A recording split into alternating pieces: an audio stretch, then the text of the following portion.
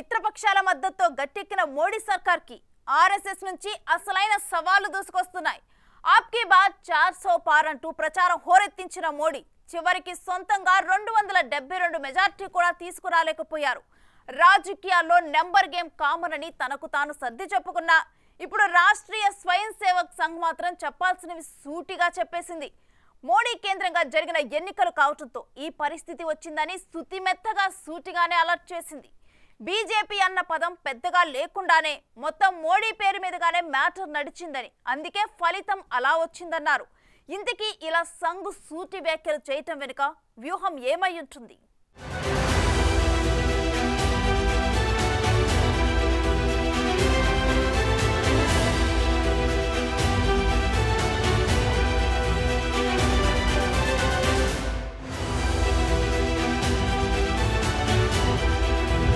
ఎన్నికల్లో బీజేపీ ఎదురీతపై సంఘ్ చురకలు.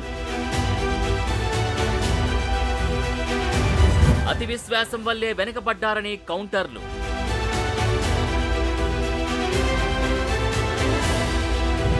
వీధుల్లో ప్రజా గొంతుక వినలేదని కామెంట్లు.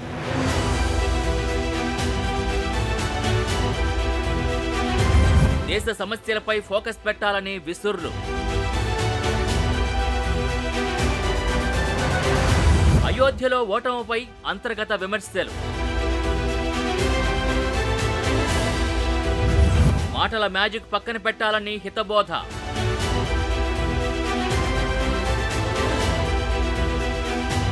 అవును, ఇప్పుడు సంఘ్ పరివార్ సీన్లోకొచ్చింది. సార్వత్రిక ఎన్నికల్లో బీజేపీ గాలి మొత్తం దిగిపోవడంతో పోస్ట్ మార్టం చేసే పని మొదలుపెట్టింది.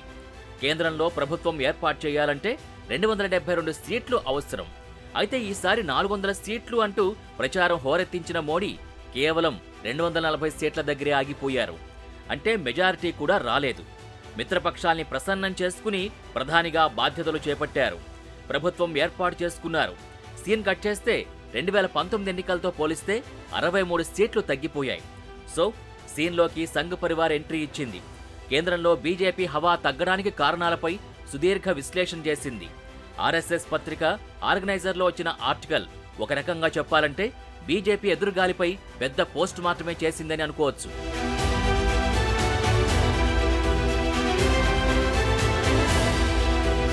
నిజానికి సార్వత్రిక ఎన్నికల సమయంలో అంతకుముందు ఆర్ఎస్ఎస్ని బీజేపీ పూర్తిగా దూరం పెట్టింది.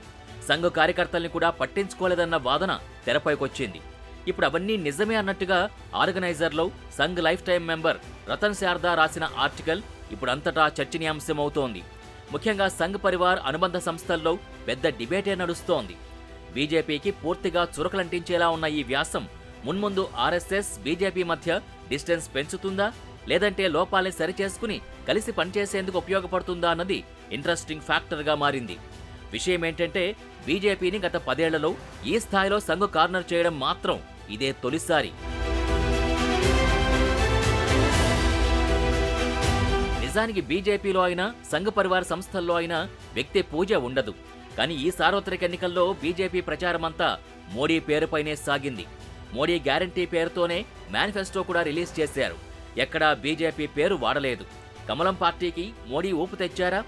2014, 2019 ఎన్నికల్లో మ్యాజిక్ చేశారా అన్న విషయాల్ని పక్కన పెడితే దేశ ప్రజల మైండ్ సెట్ ఎప్పుడూ ఒకేలా ఉండదు కదా. మార్పు ఎంత సహజమో నంబర్ గేమ్ అంతకంటే సహజం. అందుకే ఇప్పుడు ఫలితాలు చూస్తే కథ మొత్తం రివర్స్ అయింది. మోడీ మ్యాజిక్ పనిచేయలేదా, జనం మార్పు కోరుకునే ప్రయత్నం చేశారా అన్న చర్చ జరుగుతున్న సమయంలోనే ఆర్ఎస్ఎస్ తన అభిప్రాయాల్ని వరుసపెట్టి వ్యక్తం చేస్తుండడం ఇక్కడ అసలు పాయింట్. మొన్నటికి మొన్న నాగ్పూర్లో ఆర్ఎస్ఎస్ సర్సంచాలక్ మోహన్ భగవత్ అయితే ఎన్నికల్లో గెలుపోటములపై విశ్లేషణలు ఆపి మణిపూర్ మంటలు సహా దేశ సమస్యలపై ఇప్పటికైనా దృష్టి పెట్టాలని డైరెక్ట్ సెంటెన్స్లోనే చెప్పారు. ఈ మధ్యకాలంలో ఇలాంటి సంఘర్షణ సంఘ్ పరివార్లో జరగలేదు.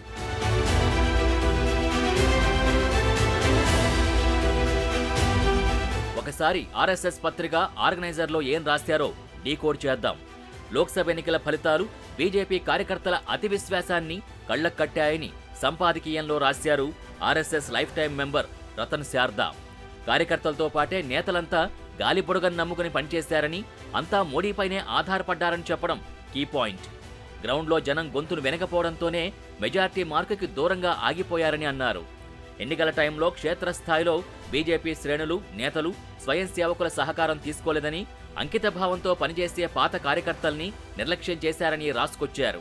వీరికి బదులుగా సోషల్ మీడియాలో చురుగ్గా ఉన్న వారికి ఇంపార్టెన్స్ ఇవ్వడాన్ని తప్పుపట్టారు. గ్రౌండ్ లెవెల్లో కష్టపడి పనిచేస్తే టార్గెట్ అందిపుచ్చుకోవచ్చని, అంతేగాని సోషల్ మీడియాలో సెల్ఫీల వల్ల కాదని కాస్త గట్టిగానే చురకలంటించారు. సో చెప్పిందేంటంటే సోషల్ మీడియాలో యాక్టివ్గా ఉండేవారికి వార్డుల్లో, గ్రామాల్లో, వీధుల్లో జనాన్ని మొబిలైజ్ చేయలేరని, ఓటర్లను పోలింగ్ బూత్ దాకా తీసుకెళ్లే కెపాసిటీ ఉండదని గుర్తు చేశారు. అది మ్యాటర్.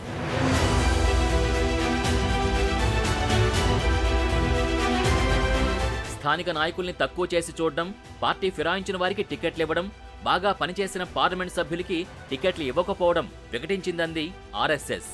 టికెట్లు ఇచ్చిన వారిలో 25% మంది వలస నేతలే అని, అది కూడా ఆర్ఎస్ఎస్ ఉగ్రవాద సంస్థ అని ఆరోపించిన వారికి టికెట్లు ఇవ్వడం వల్లే బీజేపీకి ఈ పరిస్థితి వచ్చిందని సంఘ్ సూటి సందేశాన్ని కమలం పార్టీ నేతలకి వ్యాసం ద్వారా పంపింది. గతంలో హిమాచల్ ప్రదేశ్ ఎన్నికల్లో 30% టికెట్లని పార్టీ మారి వచ్చిన వారికి ఇవ్వడంతోనే బీజేపీ ఓడిందని విశ్లేషించింది. అనవసర రాజకీయం కూడా పార్టీని దెబ్బతీసిందన్న విషయాన్ని గుర్తు చేసింది సంఘ్.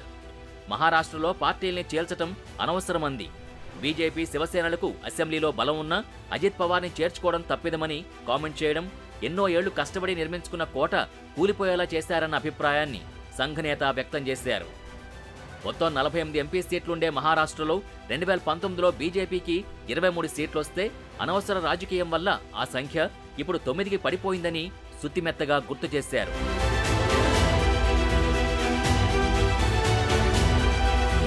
లోక్సభ ఎన్నికల ఫలితాలు, బీజేపీ నాయకులు, కార్యకర్తల అతి విశ్వాసానికి రియాలిటీ చెక్ అంది ఆర్గనైజర్ ఆర్టికల్. గుర్తింపు కోసం వెంపర్లాడకుండా అంకితభావంతో పనిచేసే పాత కార్యకర్తల్ని బీజేపీ నిర్లక్ష్యం చేయడాన్ని ప్రశ్నిస్తూనే ఈసారి 400 సీట్లు అంటూ ప్రచారం చేసిన మోడీ మ్యాజిక్ కూడా ఓ పరిమితి ఉందనే విషయం మరిచిపోవద్దని సంఘ్ గుర్తు చేసింది. ఫైనల్ గా ఈ ఆర్టికల్లో చెప్పిన విషయం ఏంటంటే బీజేపీ ఎంపీలు, మంత్రులు, ఎమ్మెల్యేలు ఎందుకు ప్రజలకు అందుబాటులో ఉండరని సూటిగానే ప్రశ్నించారు. వారి నియోజకవర్గాల్లో ఎందుకు కనిపించరని, ప్రజల ప్రశ్నలకు సమాధానం ఇచ్చే ఓపిక కూడా వారికి ఉండదా అని చెప్పడం ద్వారా కమలం పార్టీలో పోస్ట్ మార్టానికి దారితీసింది. పనిలో పనిగా మోడీ తర్వాత పార్టీలో ఎవరు అన్న చర్చ జరిగేందుకు కూడా సంఘ్ నేతల వరుస కామెంట్లు ఆజ్యం పోస్తున్నాయి.